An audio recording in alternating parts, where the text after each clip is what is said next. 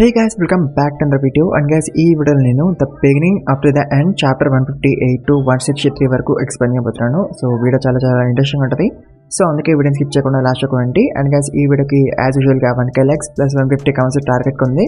So టార్గెట్ని finish చేయండి. And guys, మీ అందరికీ thank you very much fan subscribers finish చేసినందుకు. And guys, మీ అందరూ చాలా గేమ్స్ సజెస్ట్ చేసినారు. అండ్ ఎక్కువ అయితే బ్లాక్ పేత్ మూకాంగ్ అండ్ పాల్ వాళ్ళు సజెస్ట్ చేసినారు. బట్ కొన్ని ఇష్యూస్ వల్ల నేను మీరు చెప్పిన గేమ్స్ ఆడలేను.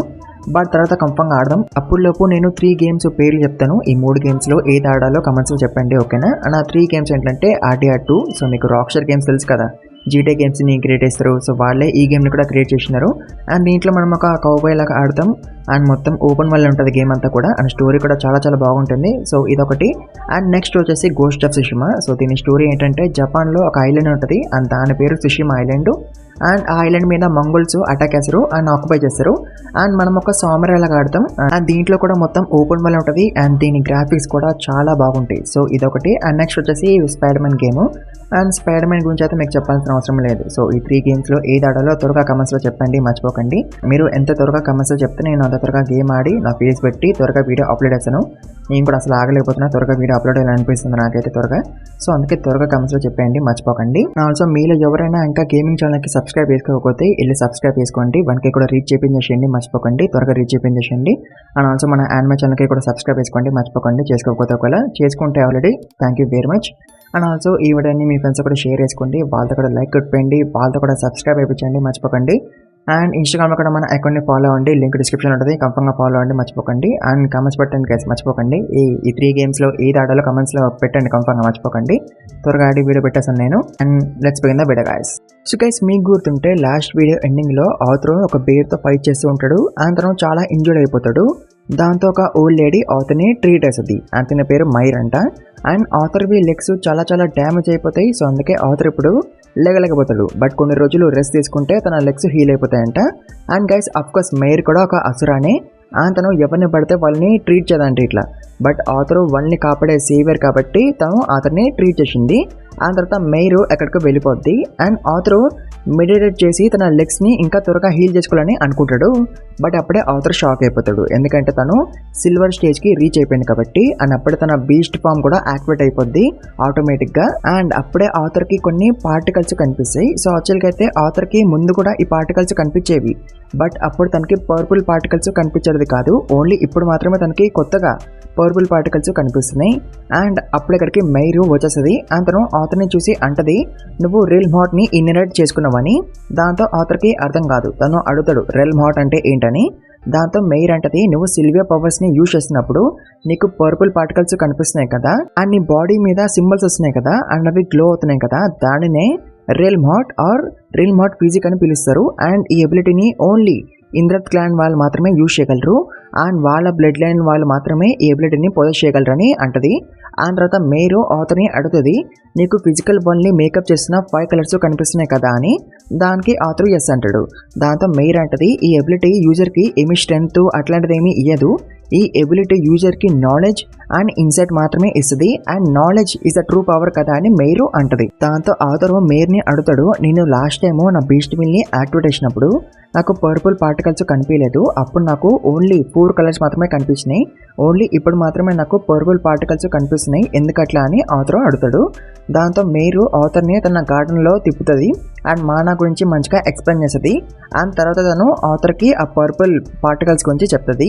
అండ్ ఆ పర్పుల్ పార్టికల్స్ ఏంటి, అవి ఎయిథర్ ఆబ్స్. అంటే ఇన్ని రోజులు ఆథర్ ఎయిథర్ ఒక పవర్ని యూజ్ చేస్తే కదా ట్రైనింగ్ చేసిండు విత్ కాటరీ. సో అందుకే ఆథర్కి ఇప్పుడు ఆ పర్పుల్ పార్టికల్స్ కనిపిస్తున్నాయి. అండ్ ఈ ఎయిథర్ ఆబ్లో 3 కాంపోనెంట్స్ ఉంటాయంట. అండ్ ఆ 3 కాంపోనెంట్స్ ఏంటి, ఏవియం, స్పాటియం అండ్ వివియం అని 3 కాంపోనెంట్స్ ఒక్కొక్క పాత్ లాంటిదనమాట. అండ్ ఏ అసురైనా సరే వాడు ఎంత స్ట్రాంగ్ అయినా సరే, ఎంత తోపు అయినా సరే, వాడు 3 ఓన్లీ ఒక్క పాత్ని మాత్రమే మాస్టర్ చేయగలడు. అండ్ ఆల్సో అసురాసు ఒక వేని కూడా డిస్కవర్ చేసిండు వాళ్ళ స్పెషల్ కాంపోనెంట్ ఏంటో తెలుసుకోవడానికి. అండ్ అది ఎట్లా, వీళ్ళ రెల్మ్ హార్ట్ని యూజ్ చేసినప్పుడు వీళ్ళ బాడీస్ మీద కొన్ని రూయిన్స్ అపియర్ అవుతాయి కదా, అండ్ అవి గ్లో అవుతాయి కదా. సో అట్లా అసురాజ్కి తెలుస్తుంది వాళ్ళు ఏ పాత్రలో ఉన్నారని, అండ్ వాళ్ళ స్పెషాలిటీ కాంపోనెంట్ ఏంటని. అండ్ అట్లా మైరు వివియం పాత్రలో ఉంది. అండ్ గైస్, యాక్చువల్గా అయితే ఆథర్ బై లెగ్స్ అంతగానం డ్యామేజ్ ఎట్లయినాయో తెలుసా, మిరేజ్ వాకింగ్ వల్ల. అండ్ మేర్ తన వివియం అబిలిటీస్ని యూజ్ చేసి ఆథర్ లెగ్స్ని మళ్ళీ అతికించింది అండ్ హీల్ చేసింది. అండ్ తర్వాత ఆథర్ కూడా తన బీస్ట్ ఫామ్ని యాక్టివేట్ చేస్తాడు. అండ్ వీళ్ళిద్దరు కూడా ఎయిథర్ పార్టికల్స్తో ఆడుకుంటారు. అండ్ గైస్ వీళ్ళు ఎయిథర్ పార్టికల్స్తో ఏమైనా చేయగలరు, but at the same time కొన్ని లిమిటేషన్స్ కూడా ఉంటాయి. ఫర్ ఎగ్జాంపుల్ ఒక కప్పులో వాటర్ ఉన్నాయి అనుకోండి, ఆ కప్పులో ఉన్న వాటర్ని మనం తాగొచ్చు, గార్గల్ చేయొచ్చు ఆర్ లేదా బయటికి ఉమ్మేయచ్చు. బట్ వాటర్తో చేసినట్టు కప్తో చేయలేం కదా. సో అవే లిమిటేషన్స్ అనమాట ఎయిథర్ ఫ్రాగ్మెంట్స్వి. మన చుట్టూ ఎయిథర్ పార్టికల్స్ ఉంటాయి అండ్ వాటిని యూజ్ కూడా చేయొచ్చు, but at the same time కొన్ని లిమిటేషన్స్ ఉంటాయి, కొన్ని థింగ్స్ చేయలేము ఎయిథర్ పార్టికల్స్తో. అండ్ ఆల్సో కేస్ మీరు అనుకోవచ్చు ఆథర్ సిల్వియా పవర్స్ వల్లనే ఎయిథర్ పార్టికల్స్ని చూడగలుగుతున్నాడు అండ్ మ్యానిపులేట్ చేయగలుగుతున్నాడని. అది నిజమే. ఐ మీన్ సిల్వియా పవర్స్ వల్ల ఆథర్ జస్ట్ ఎయిథర్ పార్టికల్స్ని చూడగలుగుతున్నాడు అంతే. బట్ ఆథర్ ఎయిథర్ పార్టికల్స్ని ఎట్లా మ్యానిపులేట్ చేయగలుగుతున్నాడు, ఎట్లా అంటే ఆథర్ 4 ఎలిమెంట్స్ని యూజ్ చేయగలరు కదా. సో దానివల్ల ఆథర్ ఎయిథర్ పార్టికల్స్ని మ్యానిపులేట్ చేయగలుగుతున్నాడు. ఆ తర్వాత ఆథర్ మేర్ని అడుగుతాడు నేను ఏ పాత్రలో ఉన్నానో చెప్పని. దాంతో మేర్ చెప్పేస్తుంది. అండ్ మన ఆథర్ స్పాటమ్ జైనస్ పాత్రలో ఉన్నాడు. అండ్ ఆల్సో గైస్ మన ఆథర్ కాన్షియస్లీ రియల్మాట్ ఎబిలిటీని యూజ్ చేయలేకపోతున్నాడు. అంటే తనకి తెలియకుండా తను ఈ ఎబిలిటీని యాక్టివేట్ చేయగలుగుతున్నాడు. బట్ ఆఫ్ కోర్స్ ఆథర్ తెలుసుకోవాలని అనుకుంటాడు ఎట్లా ఎబిలిటీని తను అనుకున్నప్పుడు యాక్టివేట్ చేయడం ఎట్లా అని. బట్ మేర్కి కూడా తెలీదు, అతను ఆథర్కి హెల్ప్ చేయలేదు. ఆథర్ తన ఓన్గానే ఎట్లా ఎబిలిటీని యాక్టివేట్ చేయాలో అది నేర్చుకోవాలి. అండ్ ఆల్సో గైస్ మీరు ఆథర్కి ఇంకొక విషయం కూడా చెప్తుంది. అండ్ ఆ విషయం ఏంటి, ఆథర్ మిరేజ్ వాకింగ్ని ఇంకెప్పుడు కూడా యూజ్ చేయొద్దంట. బికాస్ దానివల్లనే కదా ఆథర్ లెగ్స్ అంతకన్నా డ్యామేజ్ అయిపోయినాయి, అతను ఇప్పుడు నడవలేకపోతున్నాడు. సో మిరేజ్ వాకింగ్ని ఎక్కువసార్లు యూజ్ చేస్తే ఆథర్గా ఎప్పుడు నడవలేకపోవచ్చు అంట. సో అందుకే మేర్ ఆథర్కి చెప్తుంది మిరేజ్ వాకింగ్ని ఇంకెప్పుడు కూడా యూజ్ చేయొద్దని. దాంతో ఆథర్ షాక్ అయిపోతాడు. అతను చాలా సాడ్గా ఫీల్ అవుతాడు. బికాస్ ఆథర్ చాలా కష్టపడి తన ఓన్గా నేర్చుకున్న కదా ఈ టెక్నిక్ని, అందుకే తను అంత సాడ్గా ఫీల్ అవుతాడు. అండ్ గైస్ నెక్స్ట్ డేగా ఆథర్ లెగ్స్ కొంచెం హీల్ అయిపోతాయి, తను కొంచెం నడవగలుగుతాడు ఇక. దాంతో మేర్ ఆథర్కి కొంచెం ట్రైనింగ్ ఇద్దామని అనుకుంటుంది అబౌట్ ద రియల్మాట్ ఎబిలిటీ. సో అట్లా ఆథర్ ఈ ట్రైనింగ్ స్టార్ట్ అవుతుంది. అండ్ మేర్ మంచి మంచి సజెషన్స్ ఇస్తుంది ఆథర్కి ఎట్లా తన ఎబిలిటీని యాక్టివేట్ అని యూజ్ చేయాలని. అట్లా కొన్ని డేలు అయిపోతాయి అండ్ ఆథర్గా ఫుల్గా హీల్ అయిపోతాడు. అంటే మేర్ ఆథర్ని ఫుల్గా హీల్ వేస్తుంది. అండ్ ఆథర్ ఇప్పుడు తన రియల్మాట్ ఎబిలిటీని కూడా తనకి ఇష్టం ఉన్నప్పుడు యాక్టివేట్ చేయగలుగుతాడు. బట్ అఫ్కోర్స్ తను ఇంకా మాస్టర్ అయిపోలేదు ఈ ఎబిలిటీలో. సో అట్లా వీళ్ళిద్దరు ట్రైనింగ్ కంటిన్యూ చేస్తుంటారు. అండ్ అప్పుడే అక్కడికి విన్స్టన్ గాడు వచ్చేసాడు. అండ్ వాడు అక్కడికి వచ్చాడంటే Arthur training with Myre end అయిపోయిందని అర్థం. అంటే ఆథర్ ఇప్పుడు వేరే ట్రైనింగ్ చేయడానికి పోవాలి, బికాస్ టైం లేదు కదా ఎక్కువ. అండ్ ఆథర్ నెక్స్ట్ ట్రైనర్ కూడా వెయిట్ చేస్తుందంట ఆథర్ కోసం. సో అందుకే Arthur has to go now. And guys మన విన్స్టన్ గాడు బో చేసి మరి మేర్కి రెస్పెక్ట్ చూపిస్తాడు. అంటే మేరు ఎంత తోపు పోసినా చూడండి, అందుకే కదా విన్స్టన్ గాడు వంగి మరి రెస్పెక్ట్ చూపిస్తాడు. అండ్ అతను విన్స్టన్ గాడు ఆథర్ని పట్టుకోబోతూ ఉంటాడు. అండ్ గైస్ విన్స్టన్ గాడు చాలా సర్ప్రైజ్ అయిపోతాడు. ఎందుకంటే మేరు ఆథర్ని హీల్ చేయడమే కాకుండా ట్రైన్ కూడా చేసింది కదా. అండ్ యూజువల్గా మేరు ఇట్లా చేయదంట. అంటే మేరు ఎవరిని పడితే వాళ్ళని హీల్ అండ్ ట్రైన్ చేయదంట. అందుకే విన్స్టన్ గాడు అంత సర్ప్రైజ్ అయిపోయిండు. అండ్ తర్వాత వీళ్ళిద్దరూ ట్రైనింగ్ ఏరియాకి వచ్చేస్తారు. అండ్ అప్పటికి ఆథర్ కొత్త ట్రైనర్ వచ్చేస్తాడు. అండ్ వాడు ఆథర్ని పట్టేసుకుంటాడు విత్ హిస్ గోలం. అండ్ తర్వాత వాడు ఆథర్ని మళ్ళీ రిలీజ్ చేస్తాడు. అండ్ గైస్ వీడి పేరు బ్రెన్. అండ్ గైస్ వీడికి ఆథర్ మీద కొంచెం కోపం వస్తుంది, ఎందుకంటే ఆథర్ లేట్కి వచ్చింది కాబట్టి. అండ్ తర్వాత వాడు ఆథర్ని బట్టలు ఇప్పమని అంటాడు. దాంతో ఆథర్ ఎలాంటి క్వశ్చన్స్ అడగకుండా బట్టలు ఇప్పేస్తాడు. దాంతో వాడు ఆథర్ బాడీని చెక్ చేస్తాడు. అండ్ అప్పుడే వాడికి ఆథర్ ఆర్మ్ మీద ఉన్న ఫెదర్ కనిపిస్తుంది. అండ్ ఇది సిల్వియాది కదా. దాంతో బ్రెన్ గాడు అంటాడు నీకు సిల్వియా తన ఫెదర్ ఇచ్చిందంటే తను నిన్ను చాలా నమ్మిందని అర్థమని అంటాడు. దాని తర్వాత అట్లనే వాడు ఆథర్ బాడీని చెక్ చేస్తూ ఉంటాడు. అండ్ తర్వాత వాడు ఆథర్ని 4 బేసిక్ ఎలిమెంట్స్ని చూపించమని అంటాడు. దాంతో ఆథర్ అట్లనే చూపిస్తాడు. అండ్ ఇది అయిపోయినాక బ్రెన్ గాడు ఆథర్ని వాడి గోళంతో ఫైట్ చేయమని అంటాడు. అంటే గోళంని డిస్ట్రాయ్ చేయమని అంటాడు విత్ ఎ స్పెల్. దాంతో ఆథర్ అట్లనే చేస్తాడు. బట్ తను గోళంని డిస్ట్రాయ్ చేయలేకపోతాడు. అండ్ తర్వాత బ్రెన్ గాడు ఇంకా చాలా గోళమ్స్ని సమ్మన్ చేస్తాడు. అండ్ ఆథర్కి చెప్తాడు వాటన్నిటిని డిస్ట్రాయ్ చేయమని. బట్ ఈసారి ఆథర్ వాటన్నిటిని వేసి పడేస్తాడు.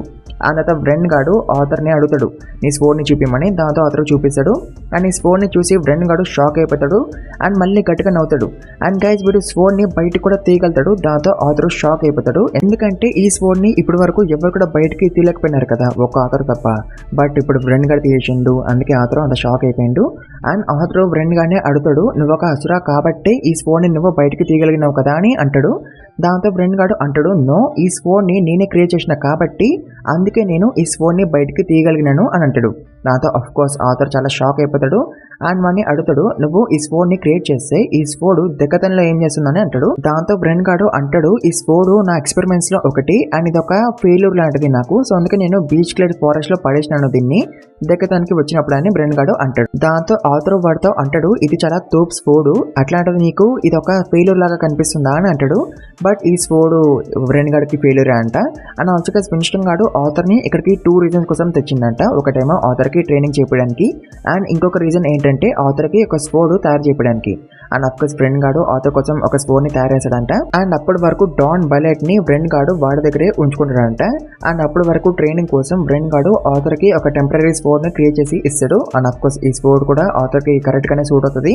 అండ్ ఆల్సో బ్రెన్ గాడు ఆథర్ ని సిల్వియా ఫెదర్ ని కూడా ఇచ్చేయమని అంటాడు. ఎందుకు తర్వాత మళ్ళీ ఇచ్చేస్తాడంట. దాంతో ఆథర్ ఫెదర్ ఇచ్చేస్తాడు. అండ్ తర్వాత వాడు ఆథర్ ని రెస్ట్ చేసుకోమని అంటాడు. అండ్ విన్స్టన్ గాడు అండ్ బ్రెన్ గాడు ఎక్కడికో వెళ్ళిపోతారు, వాళ్ళకి ఏమో పనులు ఉన్నాయంట. అండ్ తర్వాత రాత్రి అయిపోద్ది అండ్ ఆథర్ పడుకుంటాడు. అండ్ అప్పుడే గోళమ్స్ ఆథర్ మీద అటాక్ వేస్తాయి. అంటే ఆథర్ ది ట్రైనింగ్ స్టార్ట్ అయిపోయింది ఇక. అండ్ బ్రెన్ గాడు ఆథర్ ని బట్టలు ఇప్పి మరి ఫైట్ చేయమని అంటాడు. ఎందుకు దాంతో ఆథర్ అట్లనే చేస్తాడు. అండ్ గైస్ బ్రెన్ గాడు ఆథర్ కోసం కొంతమంది ఎలైస్ గోళమ్స్ ని కూడా తయారు చేస్తాడు. అంటే బ్లాక్ గోళమ్స్ ఏమో ఎనిమిస్ అని అర్థం అండ్ వైట్ గోళమ్స్ ఏమో ఆథర్ ఒక ఎలైస్ అని అర్థం. సో అట్లా వైట్ గోళమ్స్ ఆథర్ కి కొంచెం హెల్ప్ చేస్తాయి, బట్ అవి ఓడిపోతాయి, అన్ని చనిపోతాయి. దాంతో ఆథర్ ఒక్కడే బ్లాక్ గోళమ్స్ అన్నిటిని వేసి పడేస్తాడు. దాంతో ఆథర్ చాలా అలసిపోతాడు. అండ్ బ్రెన్ గాడు ఆథర్ తో అంటాడు, నువ్వు ఫైట్ లో అయితే విన్ అయ్యాను, బట్ నీ ఆర్మీలో అందరు కూడా చనిపోయినారు, నువ్వు వాళ్ళని కాపాడాలి కదా అని అంటాడు. దాంతో ఆథర్ అంటాడు, నేను ఎలాంటి ఎంపతి ఫీల్ అవ్వను టువర్డ్స్ మై ఎలైస్ అని అంటాడు. దాంతో బ్రెన్ గాడు ఓకే అని అంటాడు.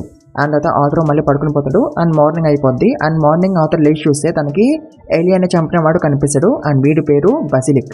అండ్ వాడు తెస్ని చంపేస్తూ ఉంటాడు. దాంతో ఆథర్ షాక్ అయిపోతాడు. అండ్ తర్వాత ఇంకేముంది, ఆథర్ వాడి మీద అటాక్ వేసాడు విత్ ద ఐథరాప్స్. అండ్ ఆథర్ వాడి హ్యాండ్ ని కూడా కట్ చేస్తాడు. దాంతో తెస్ కింద పడిపోద్ది. బట్ అప్పటికప్పుడే బసిలిక్ గాడు వాడి హ్యాండ్ ని మళ్ళీ హీల్ చేసుకుంటాడు. అండ్ తర్వాత ఇంకేముంది, వాడు ఆథర్ మీద అటాక్ వేస్తాడు. అండ్ ఆల్సో వాడు తెస్ మీద కూడా అటాక్ వేస్తాడు. దాంతో ఆథర్ తెస్ ని డిఫెండ్ చేస్తాడు. అండ్ అప్పుడే బసిలిక్ గాడు ఆథర్ దగ్గరికి వచ్చేస్తాడు. అండ్ వాడు ఆథర్ మీద అటాక్ చేయబోతాడు. బట్ అప్పుడే ఆథర్ గట్టిగా అరుస్తూ అంటాడు, బ్రెన్ చాలిగా ఈ ఇల్యూషన్ ఆపిగా అని అంటాడు. దాంతో బ్రెన్ గాడు ఆపేస్తాడు. అండ్ వాడు ఆథర్ తో అంటాడు, నువ్వు ఆ ఎల్ఫ్ ని కాపాడుతున్న ప్రయత్నంలో ఎక్కువ ఎనర్జీని యూజ్ చేసినావు, చూసినావా నా వల్ల నువ్వు ఇంప్రూవ్ అయినవని అంటాడు.